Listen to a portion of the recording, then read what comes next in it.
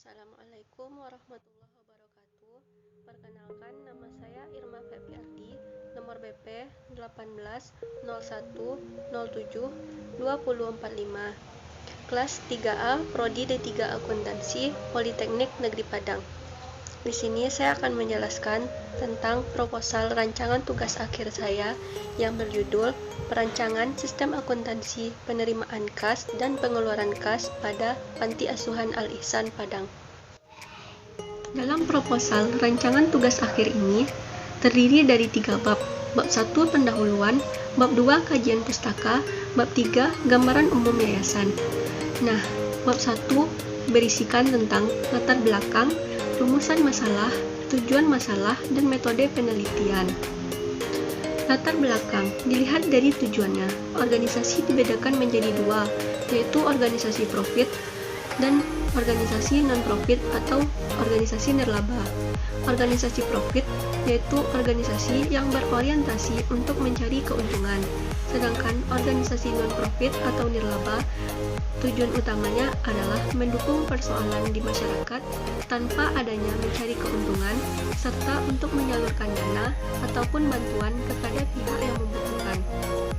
Dalam melangsungkan kegiatannya, organisasi nirlaba melibatkan berbagai pihak, diantaranya karyawan, sasaran yang dibantu, pemerintah, dan masyarakat. Karyawan biasanya disebut juga dengan pengurus, yang tugasnya mengurusi organisasi, melayani masyarakat, membuat kebijakan demi keberlangsungannya sebuah organisasi. Sasaran yang dibantu biasanya anak asuh di panti asuhan, orang tua di panti jompo, dan orang sakit kanker di yayasan kanker. Sedangkan pemerintah fungsinya di sini adalah sebagai pelindung, yang mana telah dijelaskan dalam Undang-Undang Dasar 1945 pasal 34 ayat 1 yang berbunyi, orang miskin dan anak-anak yang terlantar dipelihara oleh negara. Dan masyarakat fungsinya yaitu sebagai pendukung, biasanya disebut juga dengan donatur, yang mana donatur ini menyalurkan dananya ke pihak organisasi nirlaba demi keberlangsungannya organisasi ini. Salah satu organisasi nirlaba yang terdapat di Kota Padang yaitu Panti Asuhan Al-Ihsan. Pengendalian internal dikatakan efektif apabila hasil atau output yang dicapai organisasi telah mendekati atau sesuai dengan sasaran yang dicapainya, sehingga untuk mengetahui keefektifannya perlu memahami tingkat sejauh mana tujuan operasi tercapai. Maka untuk mengetahuinya perlu adanya evaluasi pada sistem pengendalian internal yang ada pada organisasi nirlaba tersebut.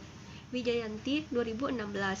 Nah, pada Panti Asuhan Al-Ihsan ini masih banyak kekurangan pada sistem akuntansi dan pengendalian internalnya, baik dalam prosedur, dokumen, dan catatan. Tetapi pada panti asuhan ini tidak terdapat tugas fungsi ganda antara pengurusnya.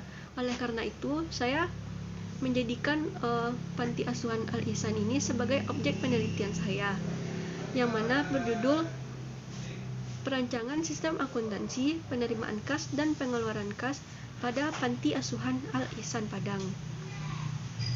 Selanjutnya yaitu rumusan masalah. Rumusan masalah yang akan saya teliti adalah bagaimana sistem akuntansi penerimaan kas yang telah diterapkan oleh Panti Asuhan Al-Ihsan Padang. Yang kedua, bagaimana sistem pengeluaran kas yang telah diterapkan oleh Panti Asuhan Al-Ihsan. Yang ketiga, bagaimana perbaikan dari sistem akuntansi yang ada pada Panti Asuhan Al-Ihsan.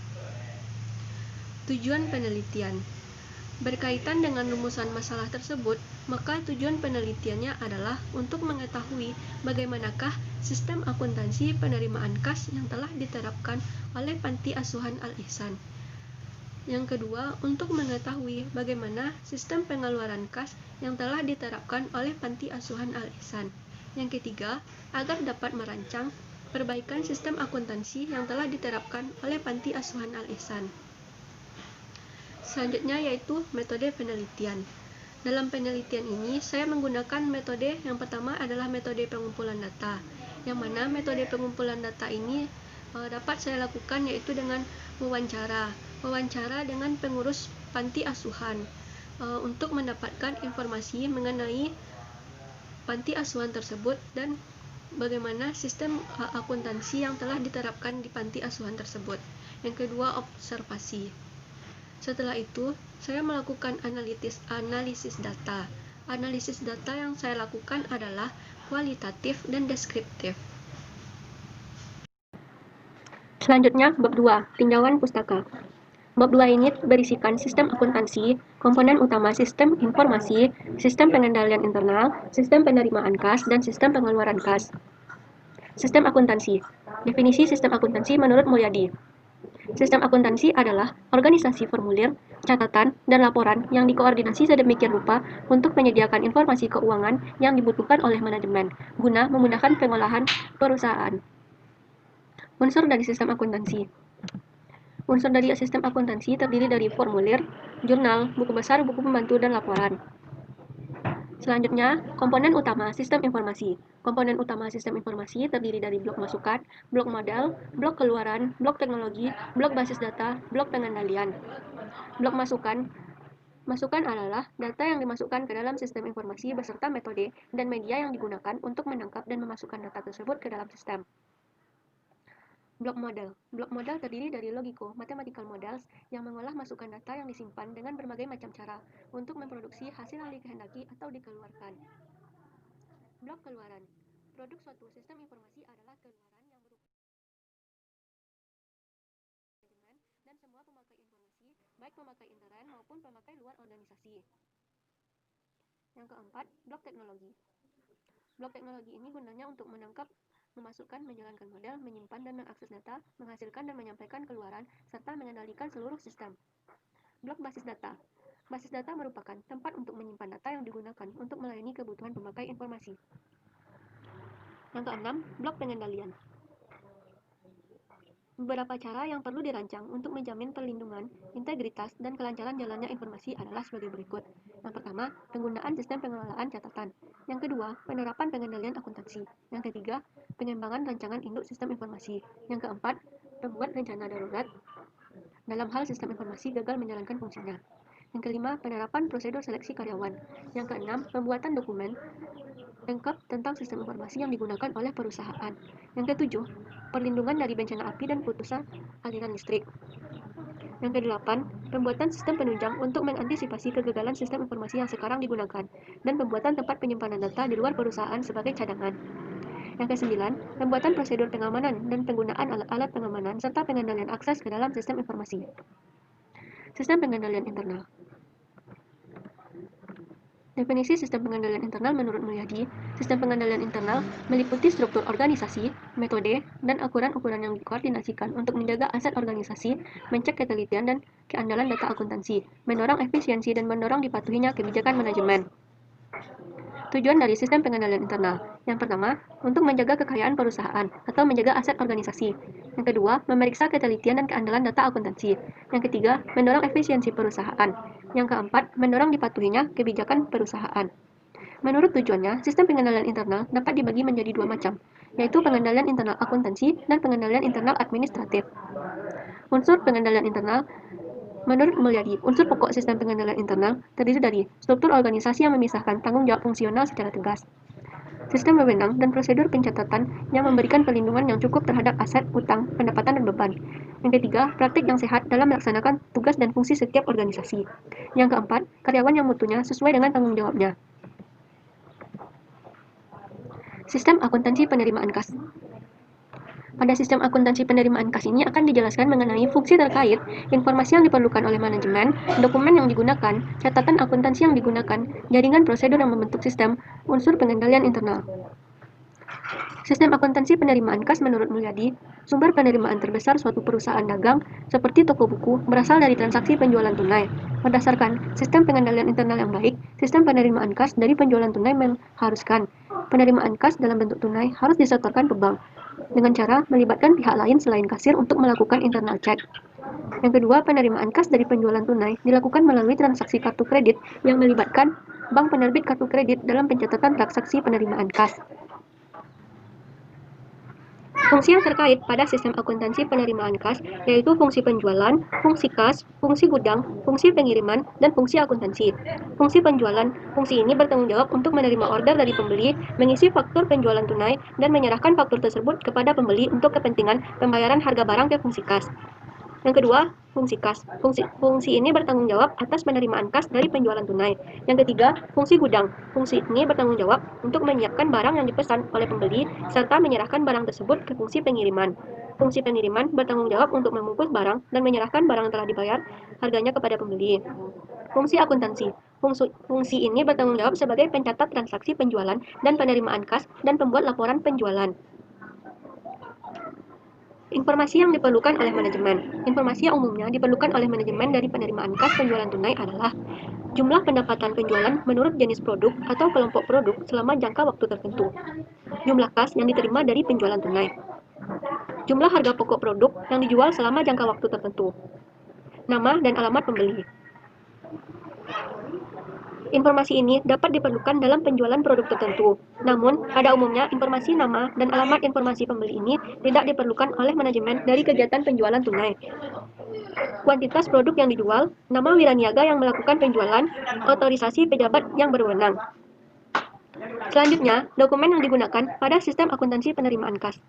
Dokumen yang digunakan yaitu faktur penjualan tunai, pita register kas, kredit parcel slip, bill of lading, faktur penjualan COD, bukti sektor bank, rekapitulasi beban pokok penjualan.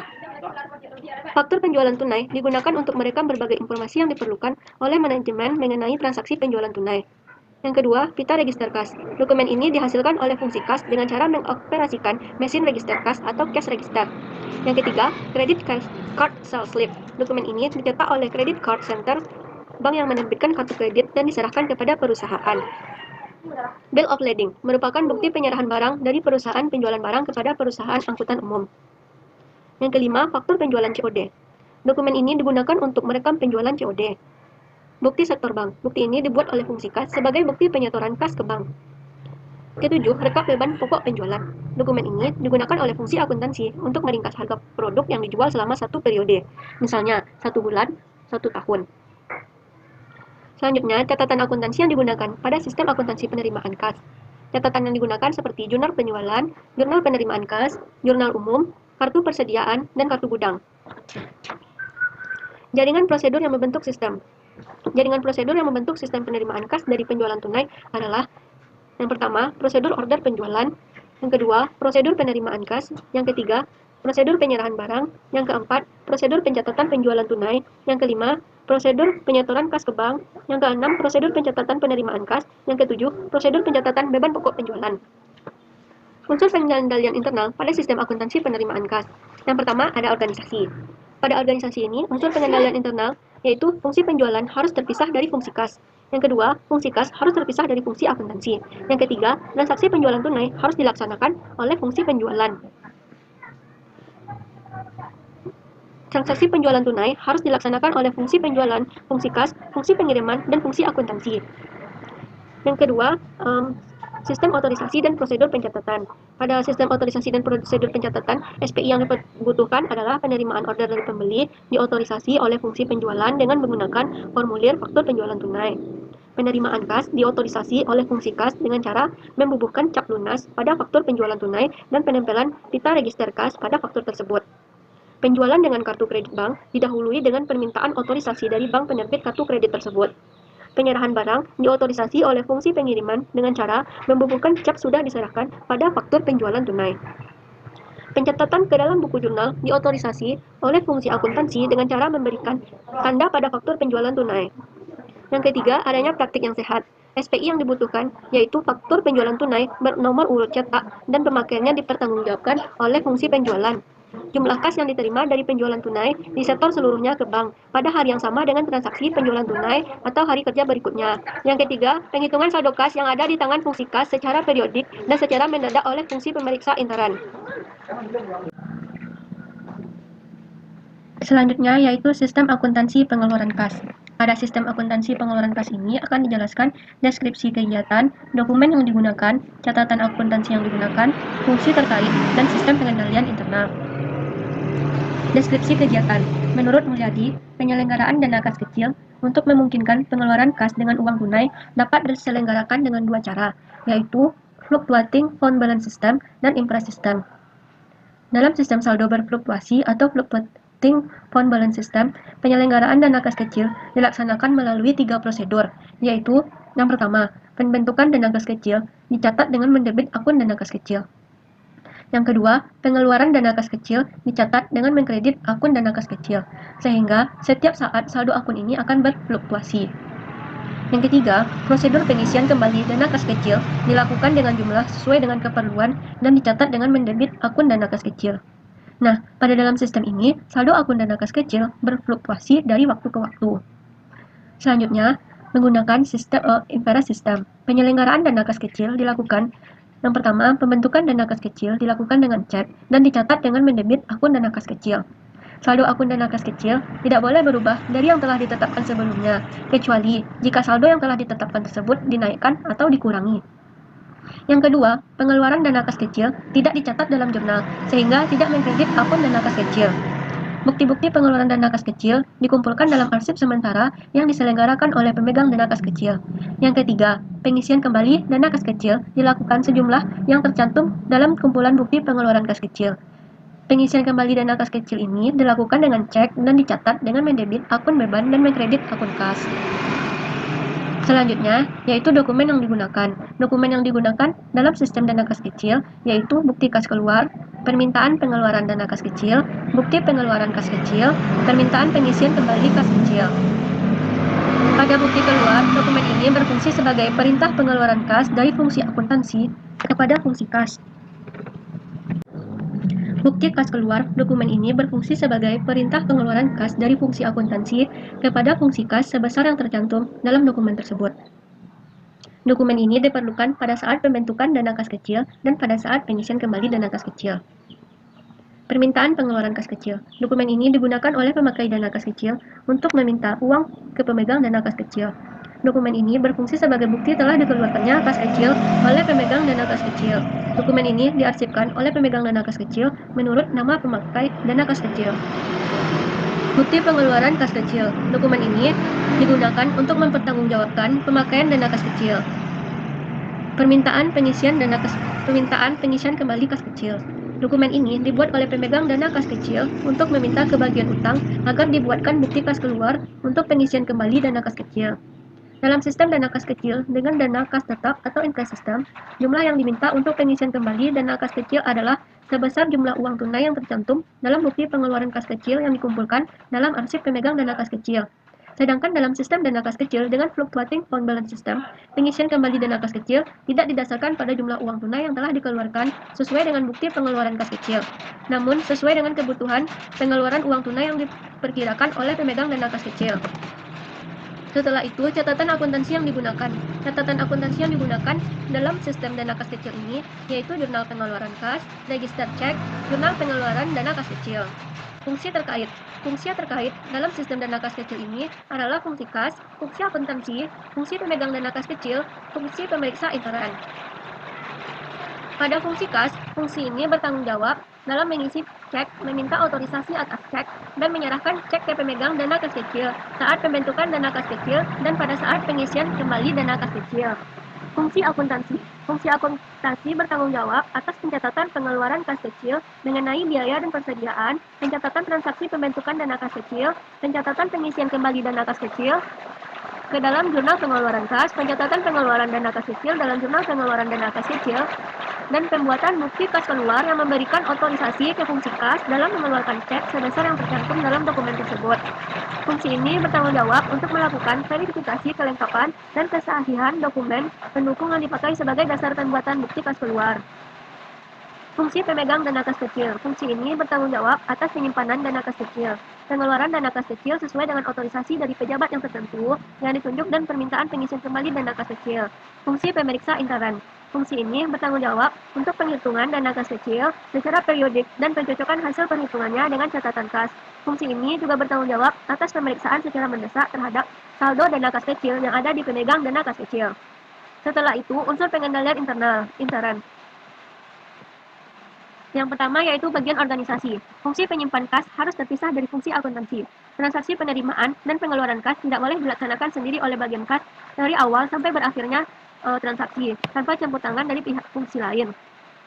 Yang kedua yaitu sistem otorisasi dan prosedur pencatatan. Pengeluaran kas harus mendapat otorisasi dari pejabat yang berwenang. Pembukuan dan penutupan rekening bank harus mendapat persetujuan dari pejabat yang berwenang. Pencatatan dalam jurnal pengeluaran kas harus didasarkan bukti kas keluar yang telah mendapat otorisasi dari pejabat yang berwenang dan yang dilampiri dengan dokumen pendukung yang lengkap. Praktik yang sehat. Saldo kas yang ada di tangan harus dilindungi dari kemungkinan pencurian atau penggunaan yang tidak semestinya. Dokumen dasar dan dokumen pendukung transaksi pengeluaran kas harus dibubuhi cek lunas oleh bagian kasa setelah transaksi pengeluaran kas dilakukan. Penggunaan rekening koran yang merupakan informasi dari pihak ketiga untuk mencek ketelitian catatan kas oleh fungsi pemeriksa intern yang merupakan fungsi yang tidak terlibat dalam pencatatan dan penyimpanan kas. Semua pengeluaran kas harus dilakukan dengan cek atas nama perusahaan, penerimaan pembayaran, atau dengan pemindah bukuan. Jika pengeluaran kas hanya mengangkut jumlah yang kecil, pengeluaran ini dilakukan sistem akuntansi pengeluaran kas dana kas kecil, yang akuntansinya diselenggarakan dengan IFRS sistem. Secara periodik diadakan pencocokan jumlah fisik kas yang ada di tangan dengan jumlah kas menurut catatan akuntansi. Kas yang ada di tangan dan kas yang ada di bank yang ada di perjalanan diasuransikan dari kerugian. Kasir diasuransikan, kasir dilengkapi dengan alat-alat mencegah terjadinya pencurian terhadap kas yang ada di tangan. Semua nomor cek harus dipertanggungjawabkan oleh bagian kasa. Bab 3. Gambaran umum yayasan. Pada bab 3 ini saya akan menjelaskan sejarah, visi dan misi, struktur organisasi, dan kondisi yayasan saat ini. Yang pertama, sejarah Panti Asuhan Al-Ihsan. Panti Asuhan Al-Ihsan yang beralamat di Jalan Gajah Mada, samping Polsek Nanggalo Padang. Panti asuhan ini didirikan pada tanggal 6 Januari 2014. Panti asuhan ini didirikan oleh Ibu Marni Taat yang merupakan pensiunan di TK Aisyah. Asal mulanya Ibu Marni mendirikan panti ini karena banyaknya anak-anak yang datang menemui Ibu Marni setiap harinya untuk memintai dana. Ibu Marni memberikan dana dari uang pribadinya kepada anak-anak tersebut. Karena semakin hari semakin banyak anak-anak yang meminta dana kepada Ibu Marni, maka Ibu Marni berinisiatif untuk mendirikan sebuah panti, yang mana panti ini dinamakan Panti Asuhan Al-Ihsan. Selanjutnya yaitu visi dan misi Panti Asuhan Al-Ihsan. Visi yang pertama yaitu visi. Visinya yaitu menjadikan anak asuh yang beriman, bertakwa, solehah, berkarakter, dan berilmu pengetahuan, serta mandiri menuju satu abad Indonesia. Untuk mewujudkan visi tersebut, Panti Asuhan merancang langkah-langkah konkret misi Panti Asuhan Al-Ihsan Padang. Memberikan pelayanan sosial yang prima kepada anak asuh, meningkatkan sumber daya insani anak asuh agar beriman, bertakwa, dan berkarakter, serta berketerampilan mandiri melalui pendidikan formal, informal, dan non-formal. Membimbing dan mengarahkan anak asuh serta alumni panti asuhan bekerja sama atau bermitra dengan lembaga lain agar mampu mandiri. Tujuannya yaitu menumbuh kembangkan potensi anak asuh agar berkembang secara optimal sesuai dengan bakat dan minat masing-masing. Memberikan layanan asuhan sesuai dengan hak dan kewajiban anak, membentuk kader Muhammadiyah yang mempunyai disiplin ilmu tertentu, meningkatkan sumber pendanaan untuk penyelenggaraan panti, meningkatkan kemampuan pengelolaan panti secara profesional, transparan, dan akuntabel, serta berpedoman pada standar pelayanan asuhan anak di lembaga kesejahteraan sosial. Menjadikan anak asuh kreatif, mandiri, disiplin, dan bertakwa kepada Allah Subhanahu wa Ta'ala. Membantu pemerintah dalam mengatasi kemiskinan dan kebodohan, serta problem moral anak bangsa, sehingga dapat terwujud generasi terbaik yang berguna bagi agama dan bangsa. Selanjutnya yaitu struktur organisasi. Struktur organisasi Panti Asuhan Al-Ihsan ini, yang mana ketuanya yaitu Ibu Marni Taat. Pada Panti Asuhan ini terdapat bagian-bagian tugas terhadap para pengurusnya, yaitu ada pembina, pengawas, penasihat, bidang profesi pelayanan, eksos, psikologi konselor, bidang pendidikan keterampilan, bidang dana sarana dan prasarana, bidang pengasuhan pemberdayaan, dan bidang konsumsi. Masing-masing bagian tersebut mempunyai tugas yang berbeda-beda, dan tidak adanya fungsi ganda antar para pengurusnya. Setelah itu, kondisi panti asuhan saat ini. Panti asuhan ini didirikan pada tanah seluas 250 meter kuadrat yang merupakan hak milik sendiri dari Yayasan Panti Asuhan Al-Ihsan. Panti asuhan ini memiliki anak asuh sebanyak 26 orang, yang mana anak asuh sebanyak 26 orang ini yaitu anak-anak yang diasuh di dalam panti asuhan. Sedangkan anak-anak yang diasuh di luar panti asuhan yaitu sebanyak 55 orang. Pengurus panti asuhan ini yaitu sebanyak 17 orang. Pada Panti Asuhan Al-Ihsan, dalam pencatatan keuangannya hanya menggunakan buku kas bulanan seperti catatan kas masuk dan kas keluar yang dipegang oleh bendahara panti. Sumber dana bagi panti asuhan ini yaitu dari donatur tetap dari pemerintah dan dari masyarakat setempat. Donatur tetap pada panti ini yaitu sebanyak 38 orang. Baiklah, hanya sekian yang dapat saya jelaskan. Mohon maaf atas segala kekurangan. Wassalamualaikum warahmatullahi wabarakatuh.